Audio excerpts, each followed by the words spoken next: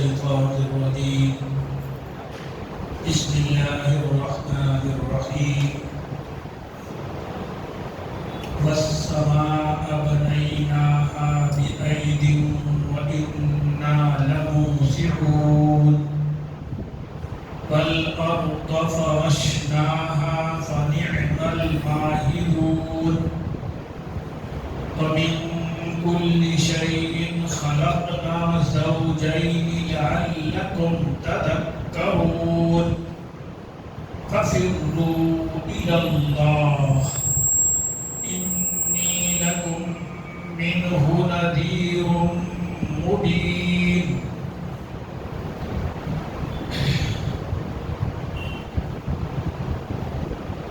دوستو بزرگوں اور دینی بھائی، یہ سورۃ ذاریات کی تیسرے رکوع کی 4 آیتیں ہیں۔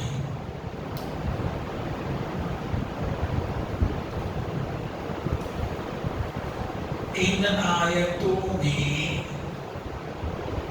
اللہ پاک نے زمین و آسمان کی اور پوری کائنات کی کچھ مخفی پوشیدہ حقیقتوں کو بیان کیا ہے، جو قرآن جس زمانے میں نازل ہو رہا تھا ان مخفی حقیقتوں کا، پوشیدہ حقیقتوں کا کسی انسان کو کوئی خبر نہیں تھی۔ قرآن کے ہزاروں سال بعد، 1500 سال کے بعد سائنس نے یا سائنسدانوں نے ان حقیقتوں کو سمجھا،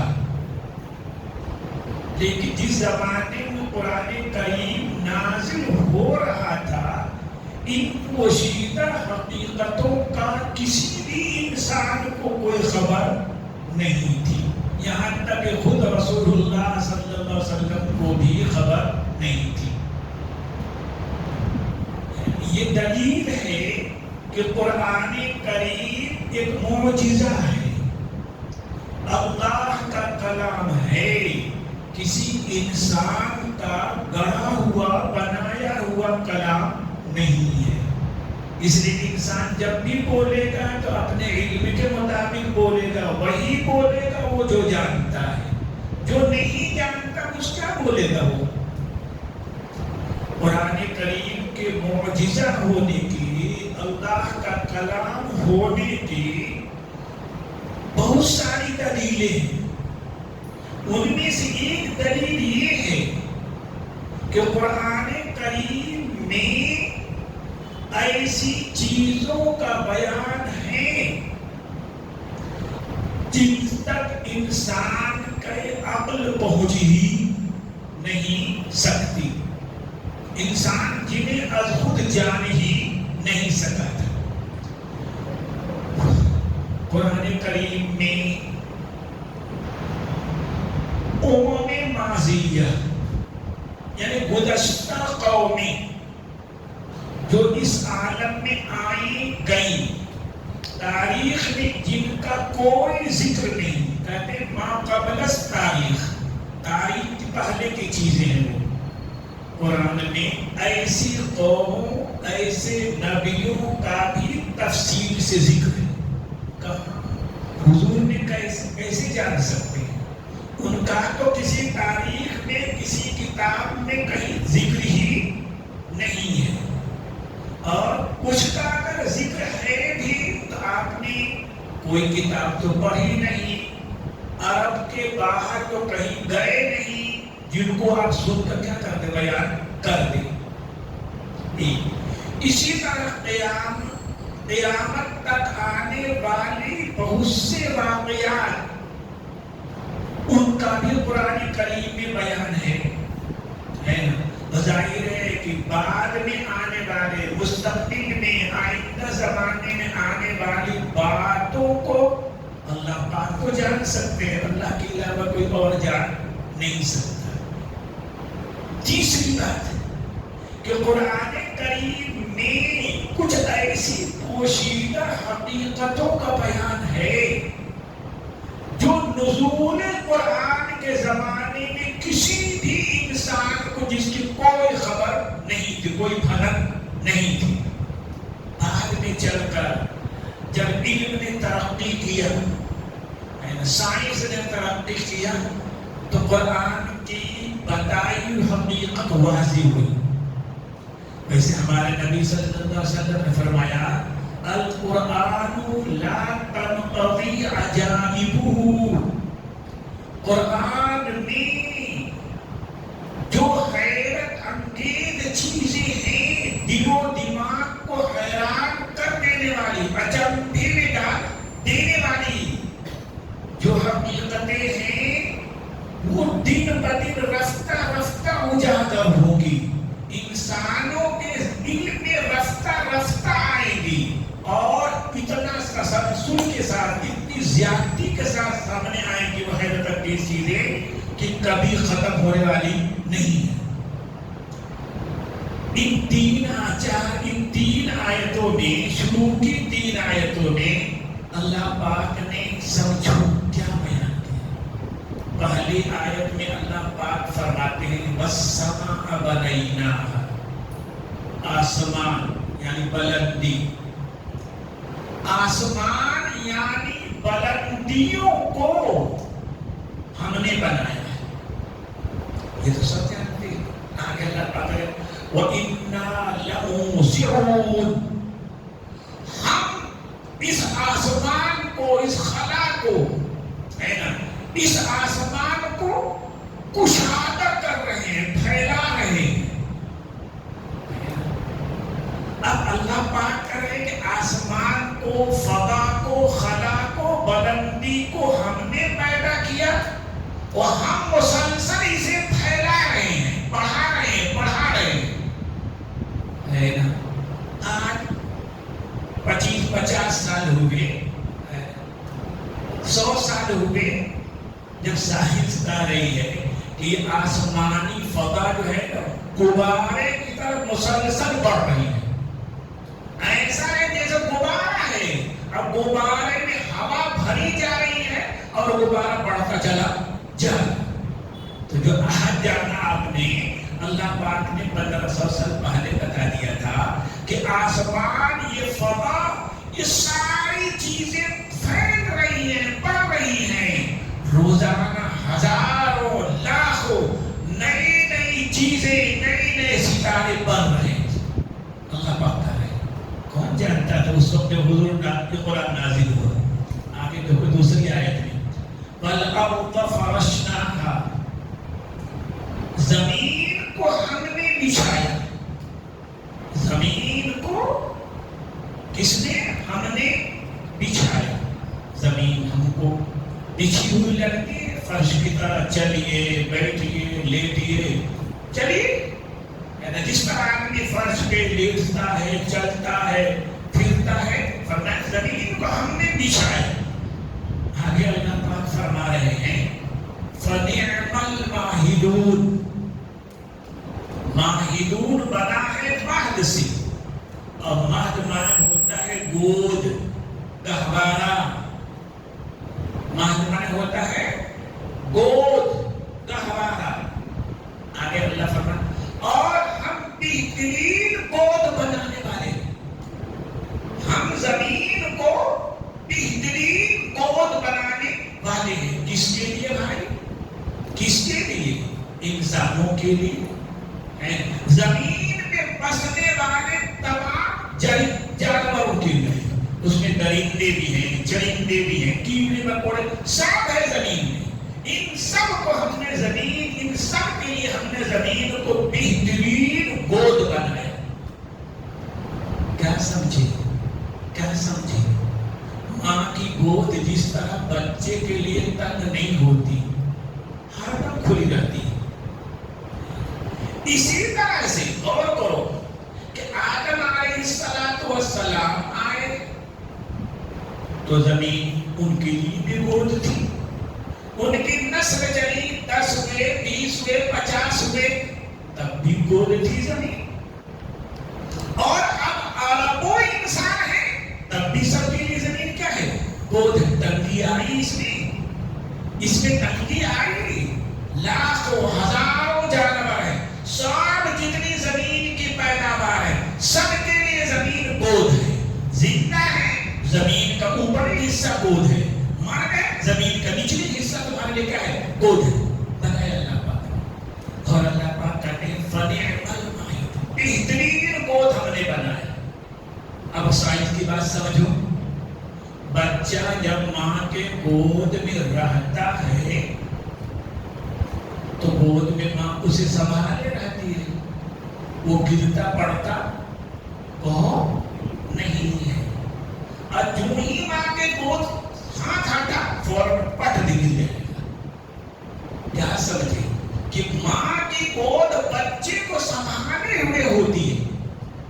اللہ پاک کہتے ہیں اسی طرح زمین تم کو سنبھالے ہوئے ہے، زمین گود ہے، اور تیزی سے سورج کے چاروں طرف کیا کر رہے ہو؟ گھوم رہی ہے، ایک سیکنڈ میں ہزاروں میل کی رفتار سے چل رہی ہے۔ اب غور کرو، کوئی چیز گول ہوگی، آپ اس پہ کھڑے ہو لوگے کیا؟ نہیں کھڑے ہو پاؤ گے، نہیں کھڑے ہو پاؤ گے نا۔ اور کسی نے اگر مہارت پیدا بھی کر لیا کہ گول گیند میں کیا ہو جائے؟ وہ کھڑا ہو جائے، تو وہ گیند اگر کھڑکی کی طرح تیز گھومنے لگے رہ جائے گا کیا اس پر؟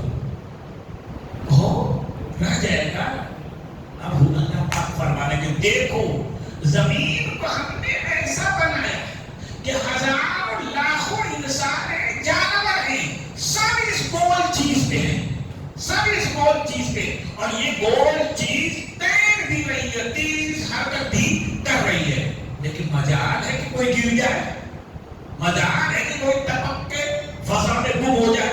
نہیں، ہم نے گود بنایا۔ کیا قرآن نے بتایا؟ کیا قرآن نے بتایا کہ زمین کے اندر اللہ پاک نے کشش رکھی ہے، جاذبیت رکھی ہے، اس کے اوپر جو بھی چیز ہوگی وہ اپنے سے کھینچ کر رکھے گی، اپنے سے ملا کر رکھے گی۔ ہم ایک ڈلا پھینکتے ہیں، پلٹ کر آتا ہے، کیسے آتا ہے؟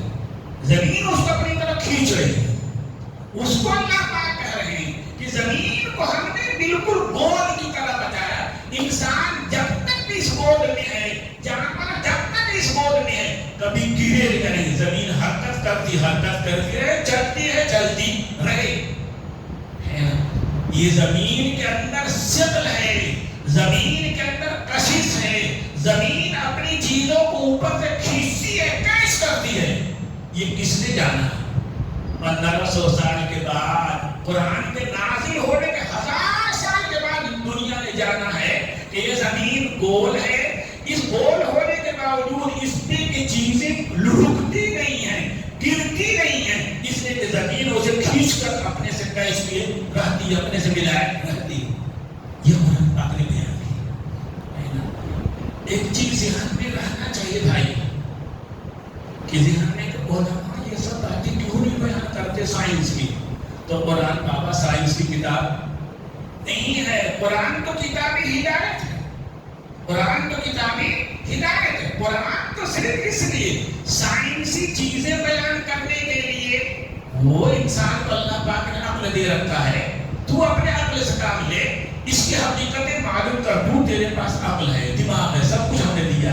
یہ کتاب تو آئی ہے کہ اللہ کے بندوں کو اللہ کے احکامات بتا دے، بس اس کے آنے کا مقصد یہ ہے، ان احکامات پر چل کے تو اللہ سے اپنا رابطہ مضبوط کر لے، اس لیے آئی ہے۔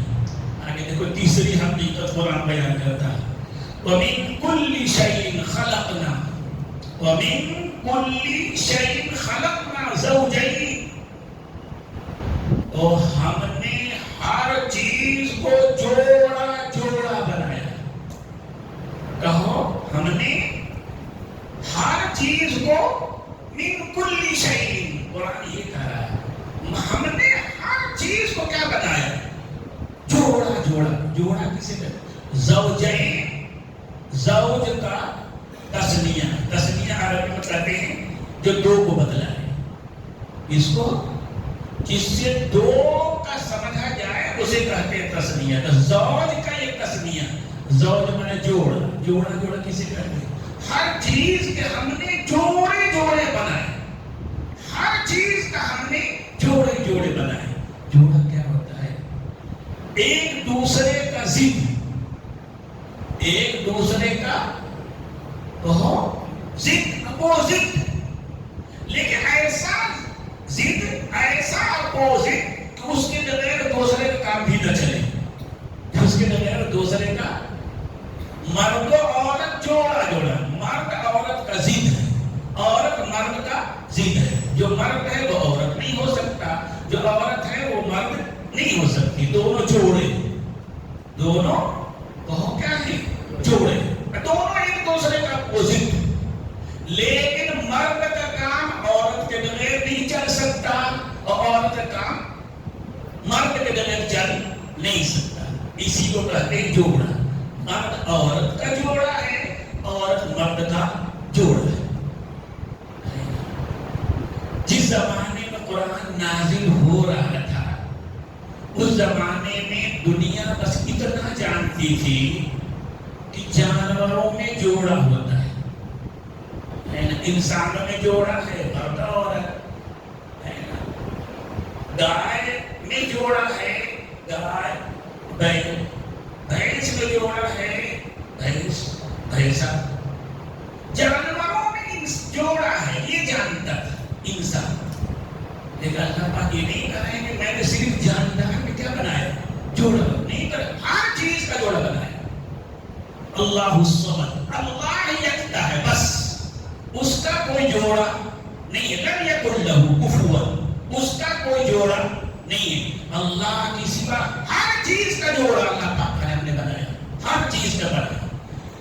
تو انسان جب قرآن نازل ہو رہا تھا اتنا سمجھدار تھا، کچھ لوگ یہ جانتے تھے بس کہ کچھ پیڑ پودے ایسے ہیں جو جوڑے جوڑے، آپ جانتے تھے کہ کھجور کا پودا جوڑا ہوتا ہے، ایک نر ہوتا ہے ایک مادہ، ایک نر ہوتا ہے مادہ۔ اسی طرح آم کے پیڑ کچھ پھل دیتے ہیں کچھ پھل نہیں دیتے، تو جو پھل دیتے ہیں کہتے مادہ ہے، جو نہیں پھل دیتے کہتے نر ہے۔ تو اتنا انسان جانتا تھا کہ پودوں میں، پیڑ پودوں میں کچھ چیزیں کیا ہیں؟ جوڑی جوڑی، بس اتنا ہی جانتا تھا۔ لیکن قرآن کریم کے اب میں نے بتایا حضور تو یہ بھی نہیں جانتے تھے، پیڑ جوڑے جوڑے ہوتے ہیں، حضور یہ بھی نہیں جانتے تھے۔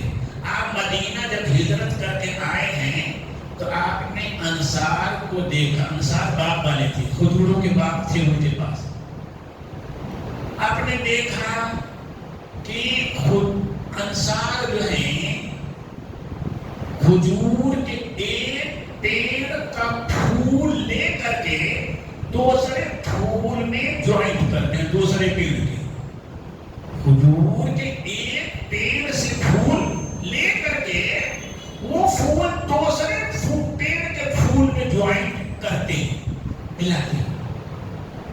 تو حضور صلی اللہ علیہ وسلم نے کہا کہ یہ کیا کرتے ہو، اس سے کیا ہوتا ہے؟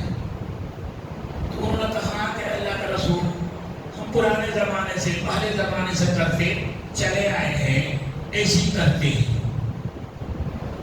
تو حضور نے فرمایا کہ ارے کیا کرنا چھوڑو، زحمت کرنا، میں نہیں سمجھتا اس کا کوئی فائدہ ہے۔ انصار کو آپ نے مشورہ دیا کہ چھوڑ دو، خواہ کے لیے مشقت برداشت کر رہے ہو۔ پھر کیا ہوا؟ اس سال کھجور بہت کم پھل دیے، بالکل کم پھل آیا، معمولی۔ تو صحابہ انصار نے کہا کہ اللہ رسول ہر سال تو بہت اچھا پودے پھل آتے تھے، اس سال تو بہت معمولی پھل آئے ہیں۔ تو آپ نے فرمایا انتم اعلم بامور دنیا، تم دنیا کے کاموں گے مجھ سے زیادہ تجربہ کار ہو، تم جیسے کرتے تو ویسے کرو. ایک پیڑ کے پھول کو دوسرے پھول کے گاٹھے میں پھول میں جوائنٹ کرنے کو، ملانے کو انصار تعبیر کرتے تھے. الف سے، ایسے نہیں، تعبیر میں تعبیر ہے نا. تو کیا مطلب ہوا؟ اب اس وقت انصار نے سمجھایا کہ حضور اللہ، ان کھجور کے پیڑوں میں کچھ نر کھجور ہے، کچھ مادہ کھجور ہے. جب تک نر کھجور کا گاٹھا مادہ کھجور کے گاٹھے میں لگایا نہیں جائے گا، اس وقت تک پھل آتا ہوتا نہیں ہے. اتنا عرب بھی جانتے تھے انصار ہے نا. اسی طرح ہندوستان میں رہنے والے یہ بھی جانتے تھے کہ آم کا پیڑ ایک نر ہوتا ہے، ایک مادہ. لیکن قرآن نے کیا کہا ہے؟ من کل شیء خلقنا زوجین، ہر چیز کا ہم نے جوڑا بنایا ہے. اللہ کے علاوہ اس کائنات میں جتنی چیزیں ہیں سب کا جوڑا ہے، کوئی اکیلا نہیں. اکیلا بس صرف اللہ کی ذات ہے. ویسے آج کی سائنس نے بتایا، اللہ آج کی سائنس نے بتایا کہ اس کائنات کا سب سے چھوٹا جو ٹکڑا ہے جسے ایٹم کہتے ہیں، اس میں بھی دو طرح کی چیز ہوتی ہے. اس میں بھی دو طرح کی چیز ہوتی ہے، ایک پازیٹو ہوتی ہے، ایک نیگیٹو ہوتی ہے. ہاں سائنس نے آج بتایا ہے کہ یہ بجلی جو ہمارے سامنے ہے، جب تک اس میں دو چیزیں ہیں، ایک ارتھنگ ہے ایک کرنٹ والی ہے، جب تک یہ دونوں ایک دوسرے ٹچ نہیں کریں گی، ایک ساتھ نہیں رہیں گی، یہ روشنی نہیں ہو سکتی، یہ پنکھا چل نہیں سکتا، کسی چیز کو کھینچ نہیں سکتی. قرآن اس کے بہت پہلے کہا ہے من کل شیء خلقنا زوجین لعلکم تذکرون. ہر چیز کا ہم نے جوڑا جوڑا بنایا ہے. کوئی چیز تنہا چاہے کہ اپنا مقصد پورا کر لے نہیں ہو سکتا. تنہا بس اللہ کی ذات ہے. احد وہ ہے، اس کا کوئی جوڑا نہیں ہے، اس کا نہ نیگیٹو ہے نہ اس کا پازیٹو، کچھ بھی نہیں. لیس کمثلہ شیء. اب اس کا اللہ نے کسی نہ کائنات کے جو بھی چیز اٹھاؤ گے اس کا تمہیں جوڑا مل جائے گا. جوڑا اس کے بغیر وہ جی نہیں سکتی، اس کے بغیر باقی رہ نہیں سکتی. یہ قرآن کا ہے. یہ قرآن دیکھو، میں نے کہا قرآن کیا ہے؟ سائنس کی کتاب کہو نہیں ہے. سائنس بیان کرنا، سماویات کو بیان کیا، ارضیات طبعیات کو بیان کرنا، یہ قرآن کا کام نہیں ہے. قرآن تو کتابی ہدایت ہے. اللہ کے بندوں تک، اللہ کے بندوں کو اللہ سے ملانے والا ہے، اللہ کے بندوں کے آخرت کو سدھارنے والا ہے. آگے قرآن کہتا سنو، اللہ اکبر. وَمِن كُلِّ شَيْءٍ خَلَقْنَا زَوْجَيْنِ. ہر چیز کے ہم نے جوڑے جوڑے بنائے. کیوں ایسا کیا اللہ پاک نے؟ لَعَلَّكُمْ تَذَكَّرُونَ، تاکہ تمہیں یاد آ جائے. کیا کرے اللہ پاک؟ غور کرو کہ ہر چیز کا ہم نے جوڑا جوڑا بنایا ہے تاکہ تمہیں یاد آ جائے. کیا یاد آ جائے؟ کہ یہ دنیا ہے، اس دنیا کا بھی کوئی جوڑا ہوگا. یہ عالم کیا ہے؟ دنیا ہے، ایک شے ہے، اس کا بھی کوئی نہ کوئی کیا ہوگا؟ جوڑا ہوگا. اس کا جوڑا کون ہے؟ آخرت. اس کا جوڑا کون ہے؟ آخرت. کیسے؟ اب دیکھو نا، ان دونوں دنیا میں آدمی عمل کرے گا، نماز پڑھے گا، روزہ رکھے گا، اچھا برا عمل کرے گا. کون؟ انسان کرے گا. لیکن یہاں بدلہ پورا نہیں ملے گا. تو انسان اس دنیا میں رہ کر کیا کرتا ہے؟ عمل کرتا ہے. لیکن انسان کو اس کے اچھے برے عمل کا پورا بدلہ ملتا نہیں ہے. اسی لیے دیکھو گے نا دنیا میں کیا کہ ایک انسان بہت اچھا ہے. کسی مخلوق کو، کسی انسان کو اس سے ادنا ذرہ برابر بھی کوئی تکلیف پہنچتی نہیں ہے. وہ ہر انسان کو فائدہ پہنچاتا ہے. روزہ نماز کا بھی بالکل پابند ہے. لیکن اس کی نیکیوں کا بدلہ دنیا میں ملتا ہوتا نہیں ہے. پورا کا پورا بدلہ دیکھو گے کہ وہ بیمار بھی رہتا ہے، مفلس بھی رہتا ہے، محتاج بھی رہتا ہے، یہاں وہاں پھاڑتا بھی، ارے سب پریشانیوں میں گھرا ہوا دیکھو گے۔ اگر اچھے اعمال کا صلہ اسی دنیا میں ملنے والا ہوتا تو یہ اچھا انسان کبھی بری حالت میں نہ ہوتا، امن چین سے سکھ سے رہتا۔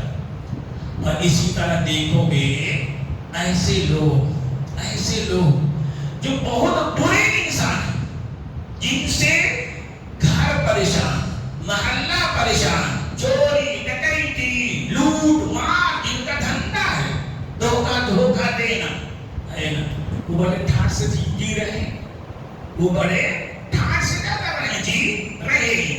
تو اگر عمل کا پورا بدلہ اللہ پاک اس دنیا میں دے دیتے تو یہ برا انسان آرام سے کیسے رہتا، چین سے کیسے رہتا، اور وہ اچھا انسان تکلیف میں کیسے رہتا۔ تو سمجھ میں آیا کہ یہ دنیا عمل کی جگہ ہے، بدلے کی جگہ نہیں ہے۔ اب اس سے سمجھ میں آئے گا کہ جب ایک آدمی نے عمل کیا ہے، اچھا کیا ہے چاہے برا کیا ہے، تو ایک جگہ ایسی ہونی چاہیے جہاں بدلہ ملے اس کا، جہاں کیا ملے اس کا، بدلہ ملے، صلہ ملے۔ وہ کون ہے؟ آخرت ہے نا۔ ہر انسان کے اچھے عمل کا پورا بدلہ آخرت میں ملے گا۔ ہر انسان کے برے عمل کا، کفر کا، شرک کا، زنا کا، بدکاری کا، جھوٹ کا، فریب کا، ان سارے برے اعمال کا پورا بدلہ کہاں ملے گا؟ آخرت میں۔ تو اللہ پاک کہہ رہے ہیں کہ اس زمین و آسمان کو دیکھ کر کے، دنیا کے ہر چیز کا ریسرچ کر کے تو دیکھ لے کہ ہم نے ہر چیز کا جوڑ بنایا، تو اسی سے سمجھ جانا چاہیے کہ اس دنیا بھی ہے، اس دنیا کا بھی کوئی نہ کوئی جوڑا ہے، یہاں عمل ہوگا وہاں اس کا بدلہ ہوگا۔ یہ اللہ پاک نے فرمایا۔ کیوں؟ قرآن کی تعریف ہدایت ہے، کوئی سائنس کی چیز نہیں ہے۔ وآخر دعوانا الحمدللہ رب العالمین۔ اللہم انت السلام و منک السلام تبارک یا ذا الجلال والاکرام۔ ربنا ظلمنا انفسنا وإن لم تغفر لنا وترحمنا لنكونن من الخاسرين۔ ربنا لا تزغ قلوبنا بعد إذ هديتنا وهب لنا من لدنك رحمة إنك أنت الوهاب۔ الہ العالمین ہمیں اچھے کاموں کی توفیق دیجیے۔ الہ العالمین ہمیں ہماری نیکیوں کا بدلہ صلہ آخرت میں عطا کر دیجیے۔ الہ العالمین ہمارے گناہوں کو، ہمارے غلطیوں کو بخش دیجیے، معاف فرما دیجیے۔ ربنا تقبل منا انک انت السمیع العلیم وتب علینا انک انت التواب الرحیم۔